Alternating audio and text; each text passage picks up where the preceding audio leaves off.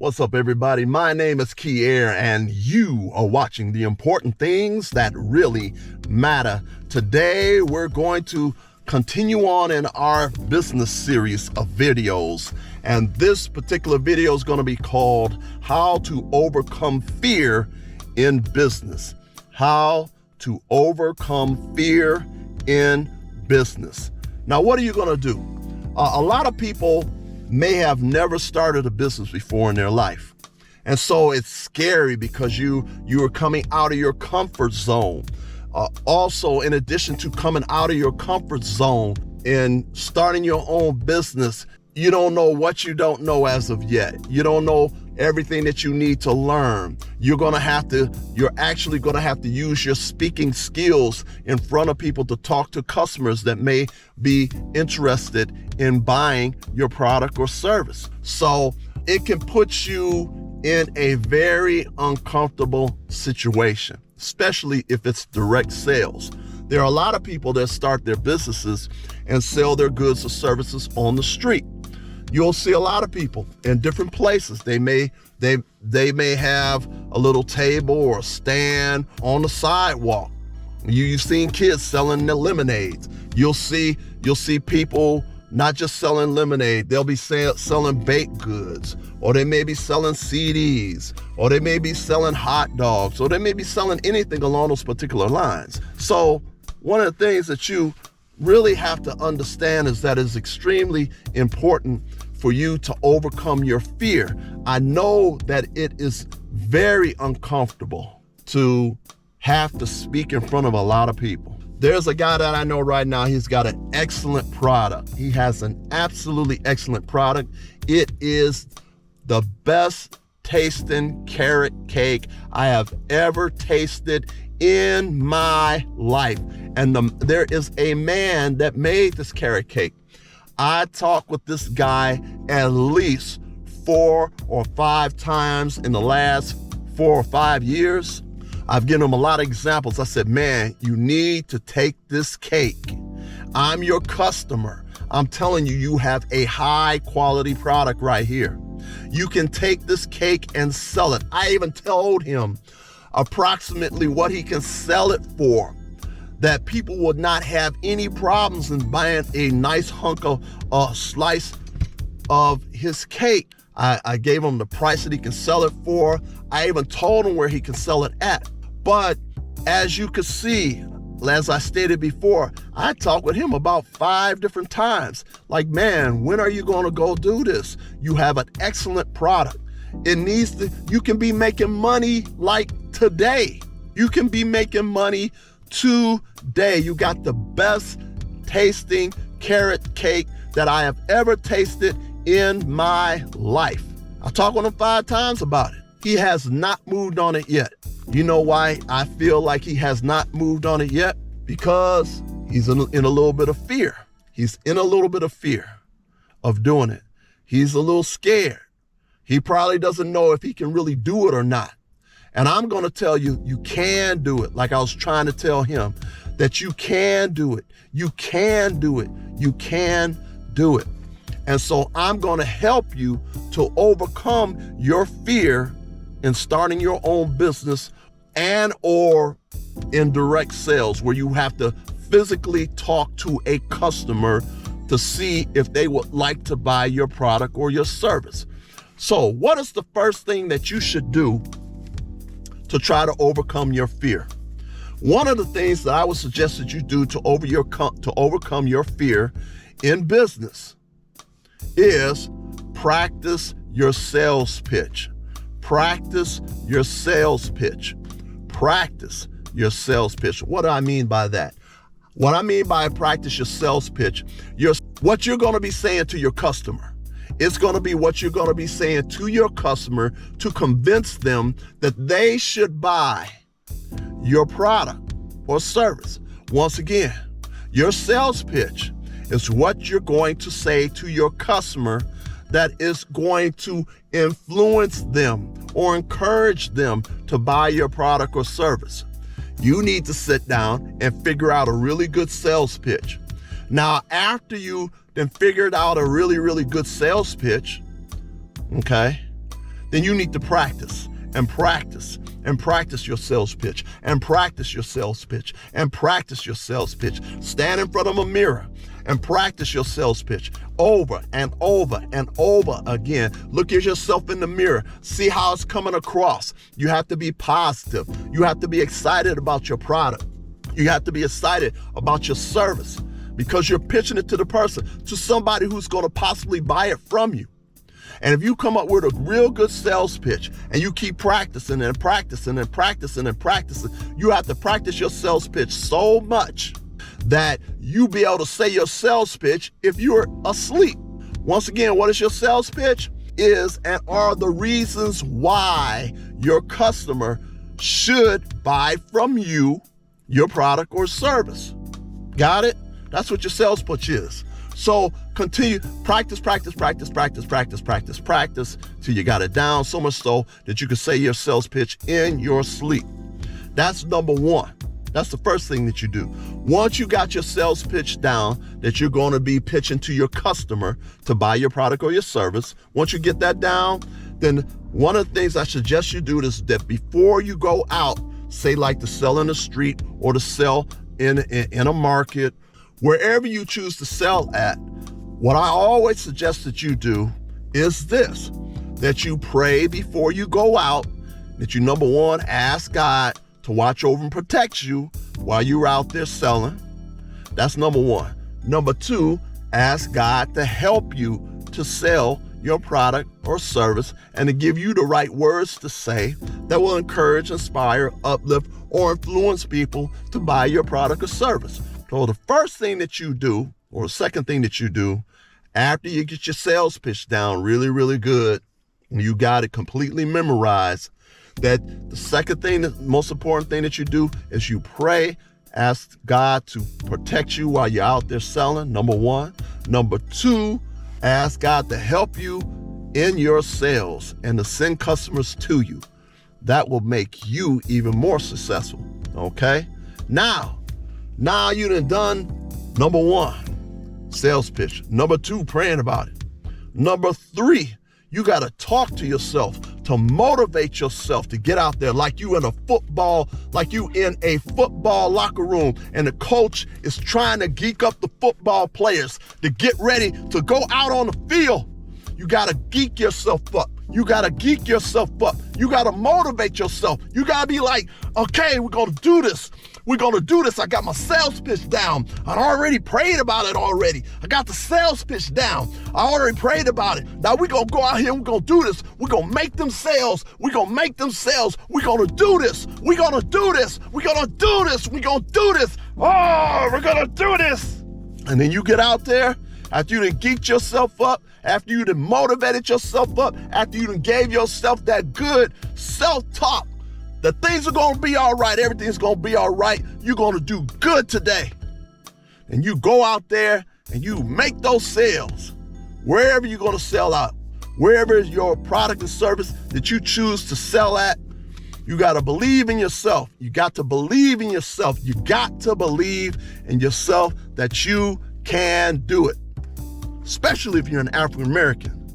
Especially if you're African American, especially if you're a black person. You can do it. You can do it. You can do it. Keep saying it to yourself. You can do it. All right? Let's see. So now you done geeked yourself up. You done motivated yourself. You done had some positive self-talk. Now you got to get out there and sell your product. One of the things that's going to help you get over your fear real quick is when you make that first sales.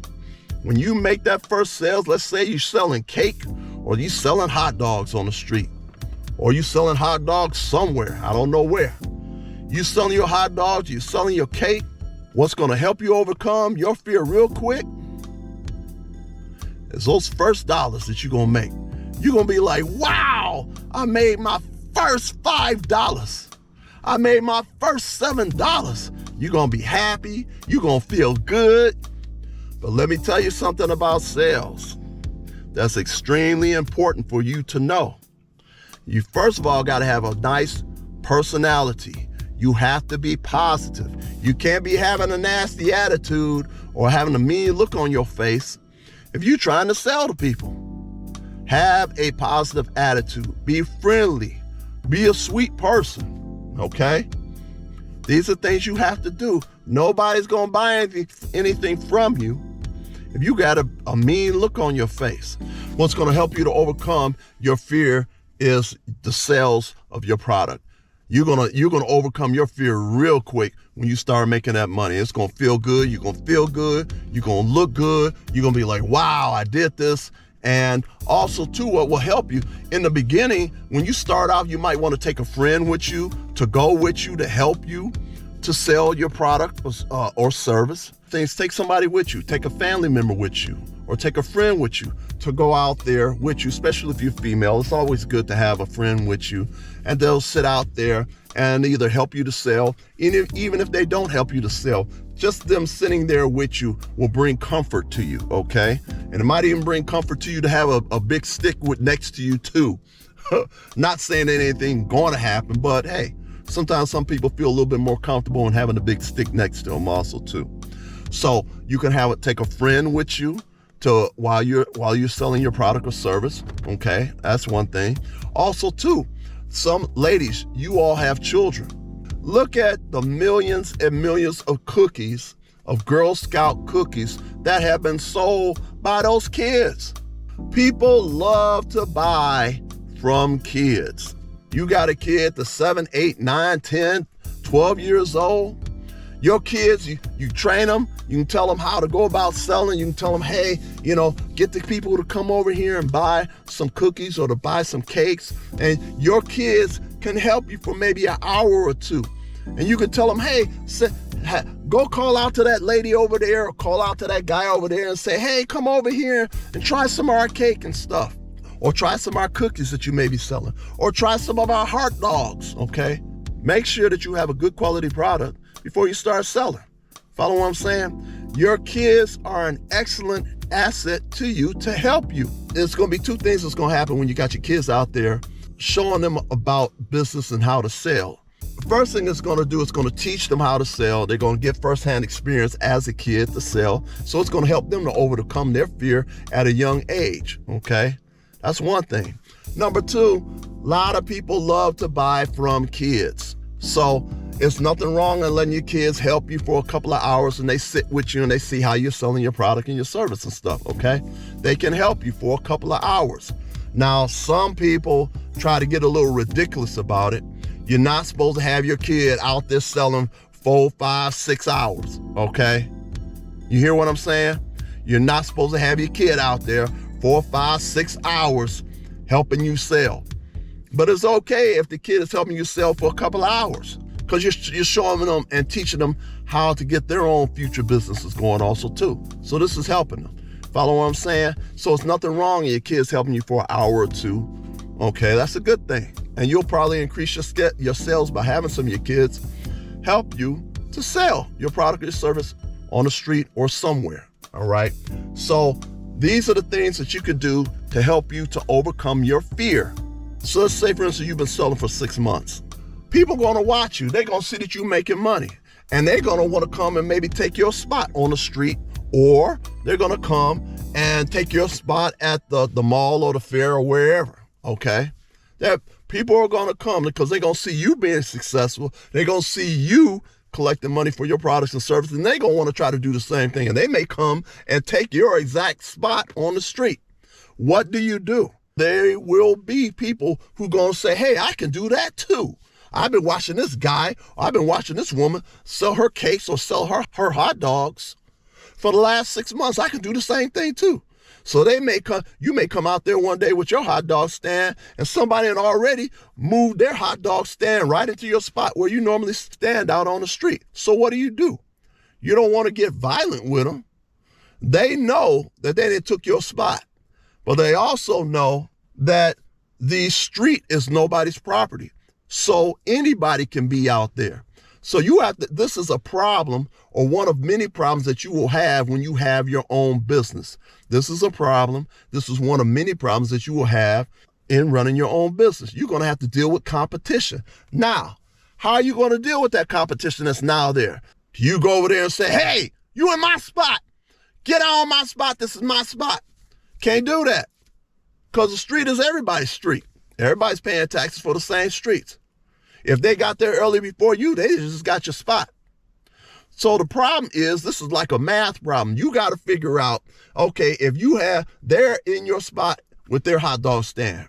So you park your hot dog stand 30 or 40 feet away from theirs, and you got to use your brain to figure out a way to make more sales with your hot dog stand as opposed to them with their hot dog stand. Those other people with their hot dog stand is going to be taking some of your business away. Now, what are you going to do about it? Are you going to cry and turn around and take your hot dog stand and go home? No, you're going to stay out there and compete. You're going to stay out there and compete and think about ways how you can sell more hot dogs than the other person with their hot dog stand.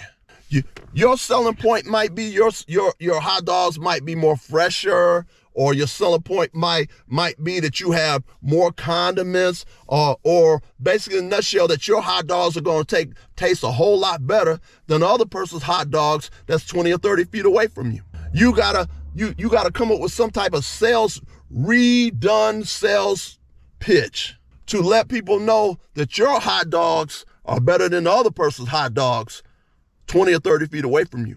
You're not gonna run and go home and lose any money. You're not gonna do that. The other person with the other hot dog stand wants you to turn around, go home and cry and take the money that you would have made. So this is what you call competition.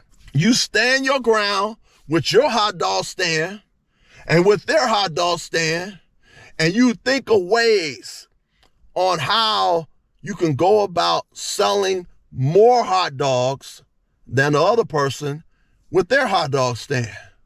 This is a problem. It's like a math problem. So you got to sit down and figure out how to solve this problem to sell more hot dogs, because now they're cutting into your profit by selling hot dogs also too, or selling some other items. Do you follow me? You got to compete. You got to compete. You got to compete. You can't go home crying. Would you please like? Would you please share? Would you please subscribe? Greatly appreciate you. Follow these tips on how to overcome your fear, and you will do well. Peace.